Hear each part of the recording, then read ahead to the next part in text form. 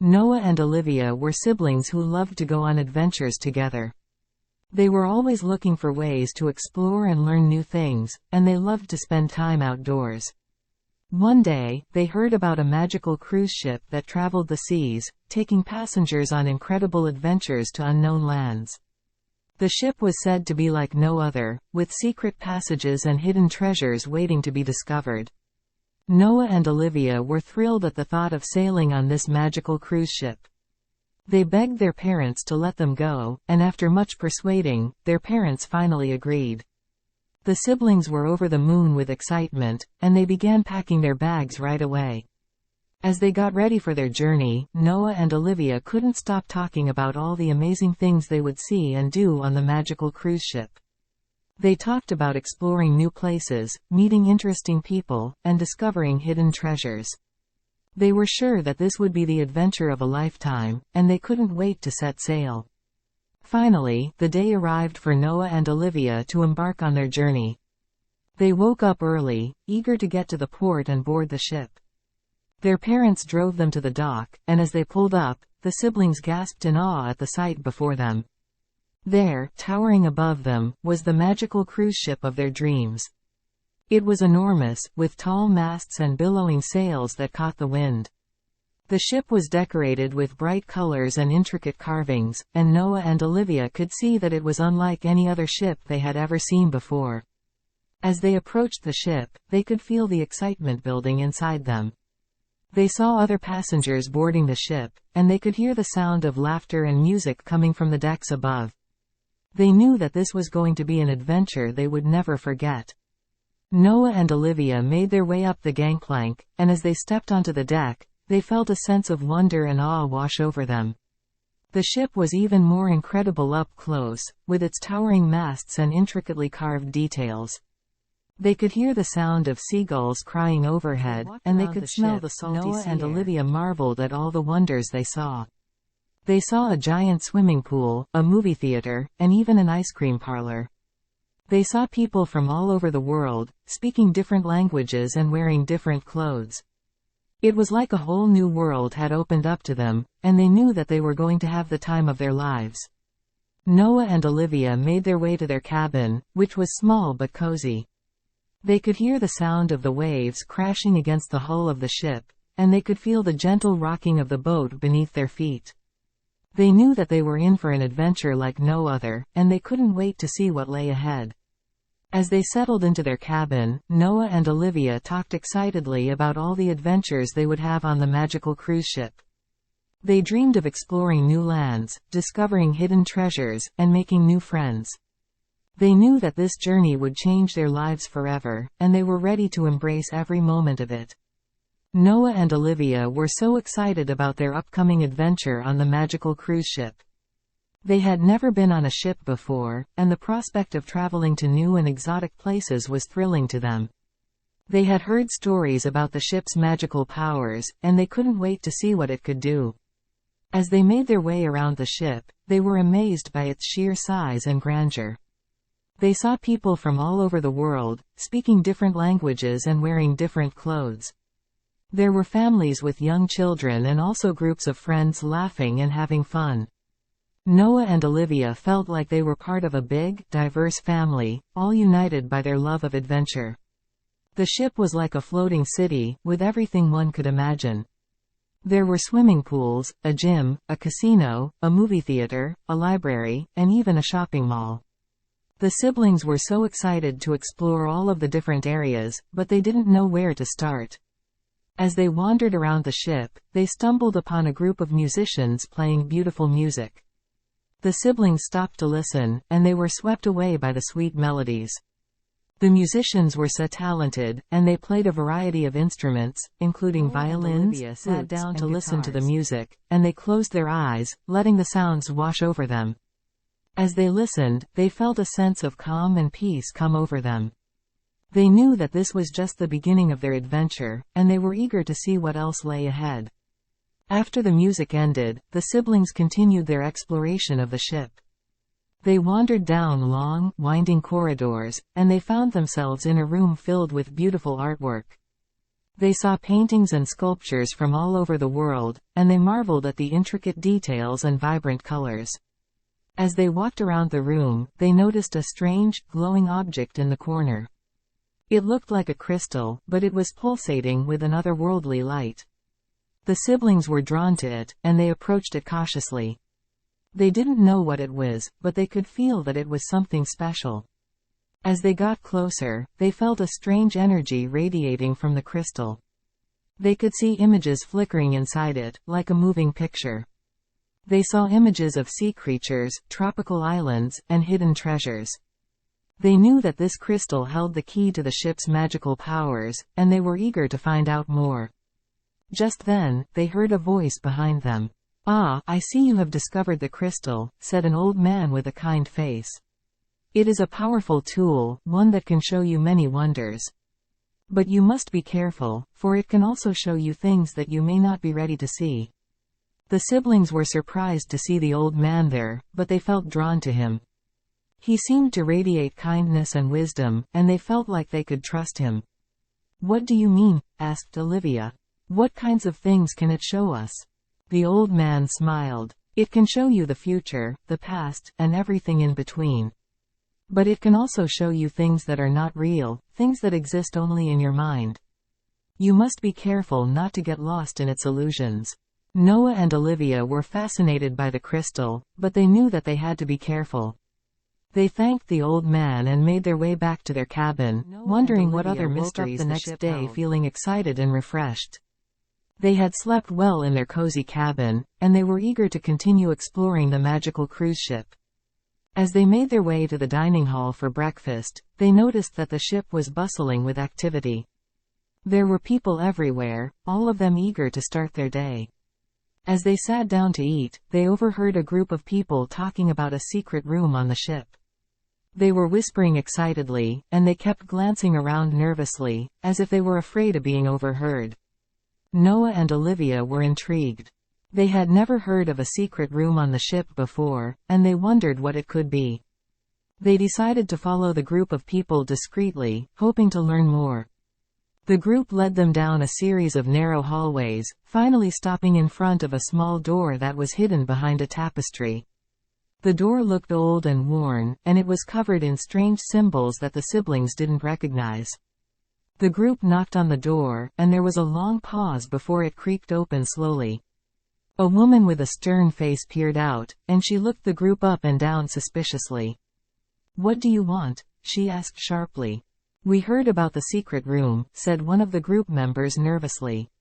"We want to see it for ourselves." The woman looked them over carefully before nodding. "Very well," she said.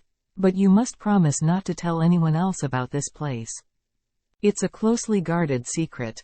The woman led them inside, and the siblings followed closely behind, curious to see what was inside. The room was dimly lit, with flickering candles casting strange shadows on the walls. There were bookshelves lining the walls, filled with ancient-looking tomes and strange artifacts. The group split up, each of them exploring the room on their own. Noah and Olivia wandered over to one of the bookshelves, marveling at the strange symbols and markings on the books. They noticed one book in particular that seemed to glow softly as if it was beckoning them closer. Noah reached out to touch it, and as soon as his finger touched the cover, the book began to vibrate violently. The siblings stepped back, startled, as the book flew off the shelf and opened up in midair. Pages began flipping rapidly, and the siblings could see strange symbols and pictures flashing by too fast to make on a single image, one that filled the siblings with a sense of awe and wonder. It was a picture of a far-off island, shrouded in mist and surrounded by deep blue water. In the center of the island stood a towering castle, with spires that reached up into the sky. Noah and Olivia looked at each other in amazement. They had never seen anything like it before. The image was so vivid and real, they felt like they could step right into it. Just then, they heard the sound of footsteps approaching. They quickly closed the book and turned around to see the stern-faced woman staring at them with a look of suspicion. "What are you doing?" she demanded. "We were just looking at the books," said Olivia, trying to sound innocent. The woman didn't look convinced, but she didn't press the issue further. Instead, she led the group back out of the secret room, warning them again not to tell anyone about what they had seen. As the siblings made their way back to their cabin, they couldn't stop thinking about the picture they had seen in the book. They wondered where the island was, and if it was possible to visit there. Noah and Olivia couldn't shake the image of the island from their minds. They spent the rest of the day exploring the ship, but their thoughts kept drifting back to the mysterious castle they had seen in the book. As the day turned into evening, the siblings found themselves standing at the ship's railing, staring out at the vast expanse of water that surrounded them. The stars were bright overhead, and the moon cast a silvery glow over the waves. Suddenly, they felt a jolt, and the ship rocked violently. Noah and Olivia stumbled and clung to the railing for support as the ship tilted to one side. "What's happening?" Olivia cried out. "I don't know," said Noah, looking around frantically. "We need to find out what's going on." They made their way to the ship's control room, where they found the captain frantically barking orders at his crew. He looked up as the siblings approached, his face tense and worried. "What's happening?" Noah asked. "We hit something," the captain said grimly. "We're taking on water, and we need to evacuate the ship." They had no idea what was going to happen next, but they knew they needed to get off the ship as soon as possible. They followed the crowd of passengers to the lifeboats, where they were loaded into one of the smaller vessels and lowered into the water. As they rowed away from the sinking ship, Noah and Olivia could see the other lifeboats bobbing on the waves, and they could hear the screams and cries of the passengers left behind. It was a terrifying sight, and the siblings felt a sense of despair wash over them. But just as they were about to give up hope, they noticed something strange on the horizon. It was the same island they had seen in the book, and it was getting closer by the minute. "We have to go there," Noah said, pointing towards the island. "But what about the ship?" Olivia asked, her voice trembling. "We have no other choice," said Noah, his jaw set. "We have to try to find help." The lifeboat made its way towards the island, and as they drew closer, the siblings could see the mist shrouding the shore. It was a spooky sight, but they didn't have time to be scared. They needed to find help, and they needed to find it fast. As they pulled the lifeboat onto the sandy shore, Noah and Olivia looked around in amazement. The island was unlike anything they had ever seen before. It was covered in lush green forests, with towering mountains in the distance. And in the center of it all stood the castle they had seen in the book, its spires reaching up towards the sky. "We have to find someone," said Olivia, her voice barely above a whisper. They set out towards the castle, their hearts pounding with fear and excitement. The castle was a massive structure, and it seemed to loom over them as they approached.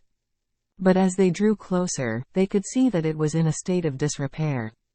The walls were crumbling, and the windows were shattered. Noah and Olivia cautiously made their way inside, calling out for help.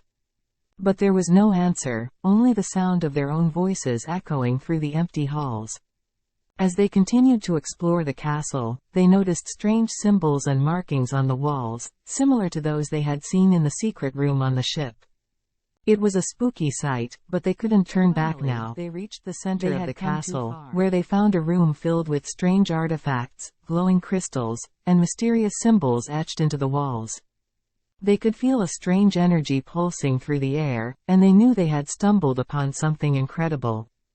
As they approached the center of the room, they saw a pedestal with a book resting on top of it. The book was open, and its pages were filled with strange symbols and diagrams. "What do you think this is?" Olivia asked, her voice filled with wonder. "I don't know," Noah said, his eyes scanning the pages of the book.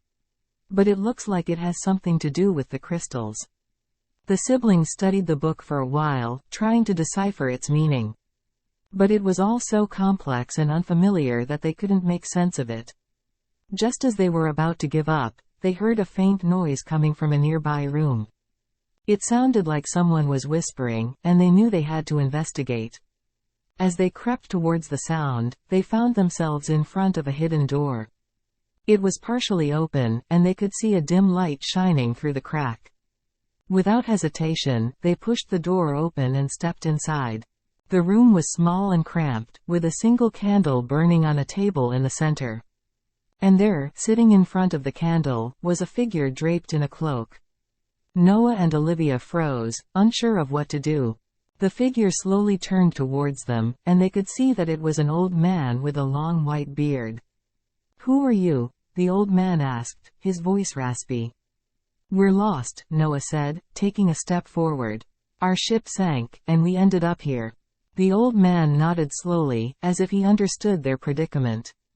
"You have stumbled upon the island of the ancients," he said, his voice low and grave. "This is a place of great power, and great danger." "What do you mean?" Olivia asked, her eyes wide with curiosity.